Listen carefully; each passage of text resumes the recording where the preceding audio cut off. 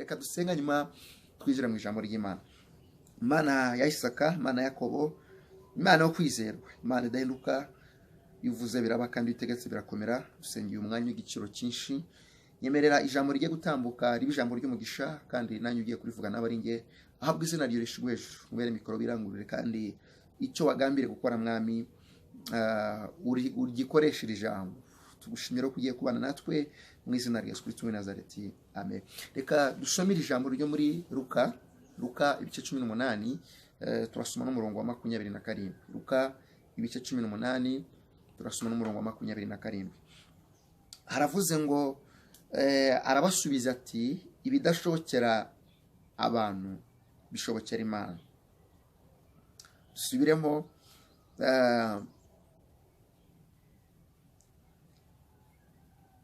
arabasubiza ati, ngo ni Yesu, ibidashobokera abantu bishobokera Imana.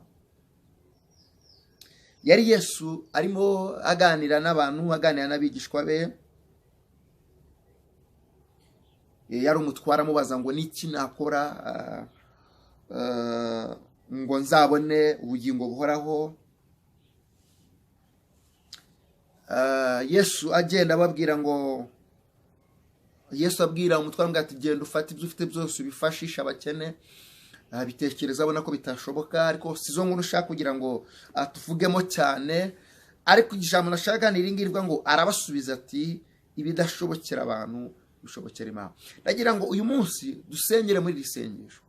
Yesu ubwe niwe wavuze ngo ibidashobokera abantu bishobokera Imana.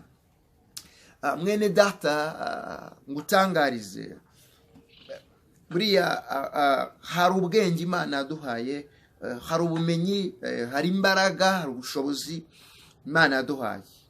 Wenda urugero, murabona ko mfite iyi Bible, ndayiteruye.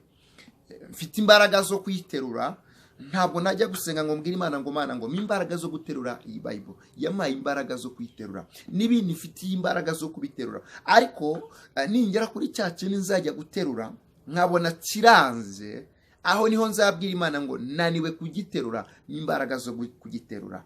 Yesu ashimwe cyane. Bishobora ngo rero hari ubutware, hari ubushobozi Imana yaduhaye, ariko hari n'ubundi tudafite, ariko nubwo tutabufite hari Imana ibufite. Rero ndashobora ngo dusenye muri ijambo, hari imitwaro dufite twebwe tudafitiye ibisubizo, hari ibigeragezo dufite twebwe tudafitiye ibisubizo, hari indwara dufite twebwe tudafitiye umuti, tudafitiye urukingo, hari intambara zitandukanye twe tudafite n'uburyo twazirwana. Yego dufite imbunda, dufite amasasu, dufite amoko y'ibisasu, dufite amoko y'imbunda, ariko izo mbunda ni nayo masasu n'ibyo bibombe ntacyo byadufasha, kuko ntacyo byahindura ku ntambara dufite. Ariko hejuru y'ibyo byose hari Imana yavuze ngo ibidashobokera abantu ku Mana birashoboka. Haleluya. Yagutangarize ngo rero ibyo abaganga bakubwiye ko utabyara, ibyo abaganga bakubwiye yuko iyo ndwara itakira, hari Imana yishoboye, kuko yavuze ngo ibidashobokera abantu, bimwe abantu batashoboye, bimwe byananiwe n'amafaranga, bimwe byananiwe n'ubwenge n'ubuhanga bw'abantu n'ubumenyi bw'abantu n'ibikoresho byose by'abantu bakoze, hari Imana ibishoboye. Ndagira ngo uyu munsi dusengeye muri isengesho ry'Imana rivuga ngo ibidashobokera abana b'abantu ku Mana birashoboka. Ni wihebe, birashoboka ko wari wihebye, nuti ibyiringiro, birashoboka ko wari utaye ibyiringiro. Ariko ngutangarize ngo ibyo ngibyo udashoboye, Banyarwanda batuye mu bihugu bitandukanye byo muri Afurika, abatuye ku migabane itandukanye y'uburayi, mwese ho munkurikiranye muhumure, ibyo twebwe tudashoboye hari Imana ibishoboye. Wenda urugero, isi yose yugarijwe na COVID, niyo irimo kuvuga cyane, ariko niba twebwe tutayishoboye, dutumbire Kristo warayishoboye. Icyo ashaka ni iki? Aragira ngo tumwemerere, ducishwe bugufi, tuvuge ngo Mana twe nidushoboye, wowe urashoboye, ureke ko Imana itaza gukora. Aragira ngo uyu mwanya uce bugufi bw'ira Imana ngo Mana naribeshe ngira ngo ntabwo uzabikora, naribeshe ndiheba ngira ngo nzapfa, cyangwa se ntacyo nzagera, cyangwa se ubuzima buranze, ariko menye neza yuko ibyo twenge nashoboye wowe urabishoboye mu izina rya Yesu Kristo. Rero nayo utangarize ngo nutibyiringiro, ni wihebeye ngo wiganyire utubwenge, no, ibyo udashoboye hari Imana ibishoboye. Reka dusengeye muri iri jambo. Yesu rero abwira abantu ngo ibidashobokera abantu ku Mana birashoboka. Mukristo nkurikiranye, ibyo udashoboye Yesu arabishoboye. Mugabo, mugore, mukobwa, musore, mwana mutoya, ibyo ngibyo birwanira mu mutima wawe, urarutekereza amanywa nijoro, kumva urababaye, kumva urahangayitse. No, mwuzaniye amakuru akubwira ngo ibyo udashoboye Yesu arabishoboye. Dufatikanye dusenge tubwire Imana ngo Mana, wowe twamaze kumenya ko ubishoboye kandi ko kurabishoboye. Yesu ashimwe. Dufite ingero nyinshi tutakwirwa tuvuga. Yageze kuri Sara ufite imyaka hafi 90, yarabuze umwana ntiyabyaye se. Yageze kuri Lazaro wari wapfuye amaze iminsi ntiyamuzuye se. Yageze ku nyanja itukura bidakunda ko inyanja yacikamo inzira, mu bwenge bw'abana n'uyu munsi abantu barimo kubyemera. Yaravuze inzira iraboneka. None se mwene data, wowe urumva ikibazo ufite cyangwa inama dufite zinaniwe n'Uwitekano, icyo ashaka nuko twamwemera. Tugiye kugira ngo Imana duciye bugufi.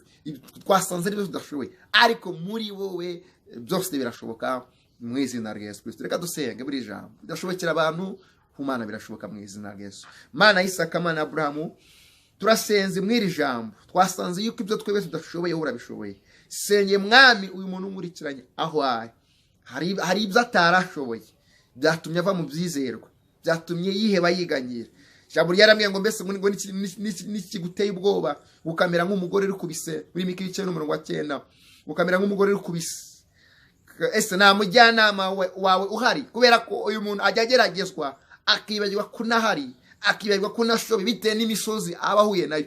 Ariko ijambo riravuganye natwe ngo ibidashobokera ubwoko bwawe bw'abantu wowe birashoboka. Senye Mwami uyu muntu nkurikiranye, hari ibyo adashoboye, yaragerageje mu mbaraga ze mu bushobozi bwe biranga. Ariko Mwami nasenze ngo ngwino umutabare, ngwino Mwami ubikore, werekane kuri Imana ishoboye by'abantu badashoboye, kandi wigaragaze mu izina rya Yesu Kristo. Iri jambo herekeshe imirimo n'ibitangaza, ribohore benshi, rikize benshi, rikure benshi mu bubata bwa Satani, ribahesha agakiza, rikize indwara, kandi ritanga ibisubizo ku byifuzo bari barabuze Mwami, kandi ritanga icyerekezo ku bantu badafite icyerekezo mahanga.